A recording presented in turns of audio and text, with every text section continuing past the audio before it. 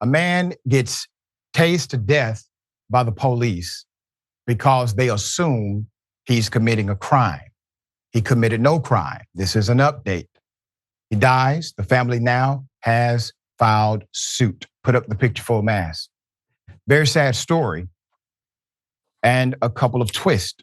In an update, a federal lawsuit has been filed on behalf of the family of Mr. Jawan Dallas. We covered this previously. A black man allegedly killed by officers in Mobile, Alabama.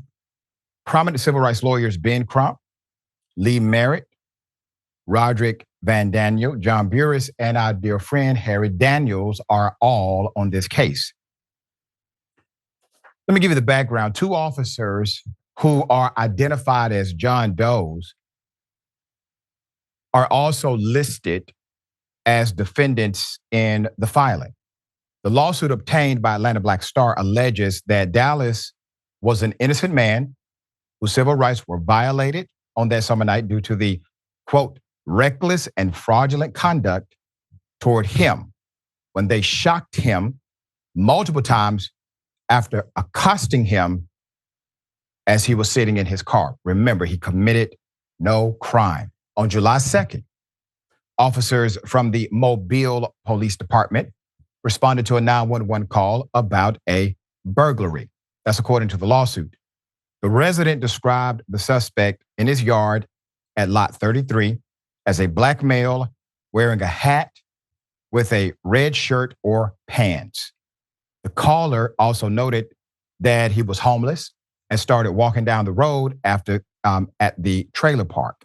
When the call was transferred to police dispatch, the caller merely said someone had been in his yard. That's it. However, the document alleges that the two responding officers decided to stop at lot 27 before going to lot 33. This is an important dynamic of the case I will explain in a moment, and confronted Mr. Dallas, who was simply sitting inside his car.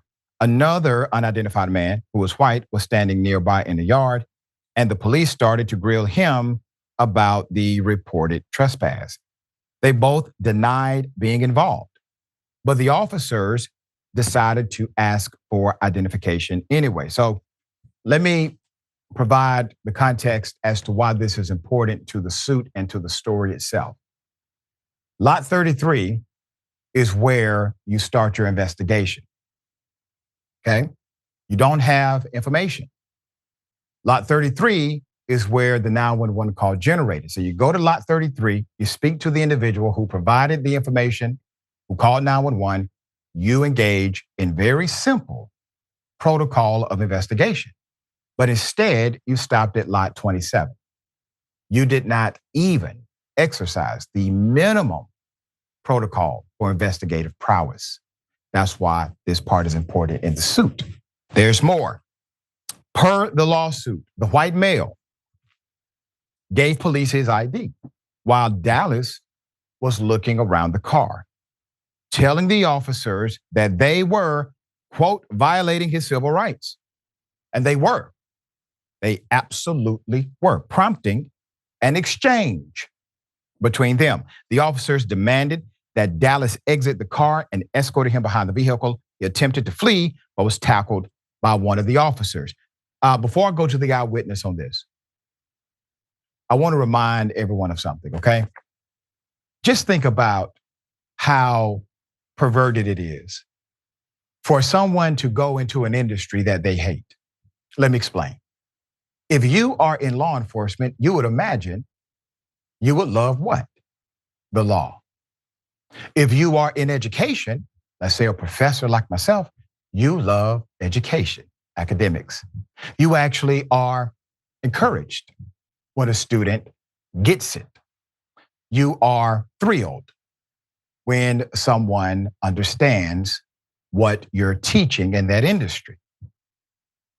However, when it comes to policing, routinely, you see the officer being adverse to individuals who actually will cite law, enforce their rights, or at least assert them.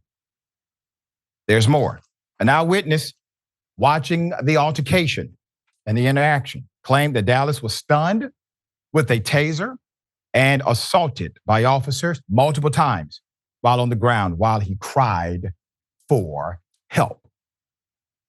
The 911 caller would later explain to the police that Dallas was not the suspect and that their actions were excessive and unnecessary. The attorney says, according to the document, after Dallas was handcuffed, he started to complain that he could not breathe as a result of his asthma while he was lying on his back. It is alleged that he was told to shut up and was threatened by the officers. Quote, "I can't breathe. I don't want to be George Floyd," Dallas said, referring to the man who was murdered by a Minneapolis, Minnesota police officers in 2020. First responders and other officers arrived at the scene. One black officer mentioned in the document lifted Dallas off his back to help his breathing, but that wasn't effective. Another demanded that he be placed on his stomach, but he had the same complaints. He was escorted to the back of a police car, evaluated by EMT, who allegedly failed to listen to his concerns also. He then lost consciousness. Jawan was pulled out of the patrol vehicle and was administered chest compression, the lawsuit said. Unfortunately, Jawan never regained consciousness. And according to the EMS records, he died on the scene. The complaint seeks $36 million in damages. The attorneys have been calling for officials to release the body camera footage. If they won't be transparent, that means they don't want any accountability, Crump said. And so it builds greater mistrust. And that is absolutely correct. Think about the irony of this scene. The man literally dies in the hands of first responders.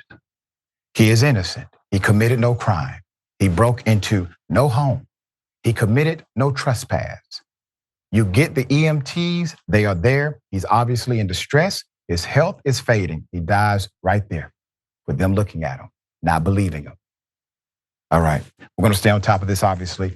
Very little transparency from law enforcement on this one. Jordan, thoughts here?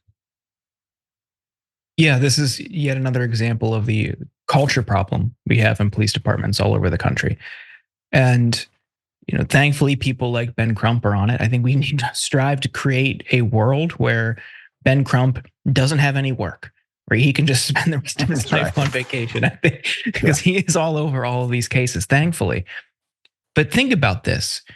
Because of their mistake, their recklessness, their callousness, this person is dead. And this isn't the only instance like this. There are plenty.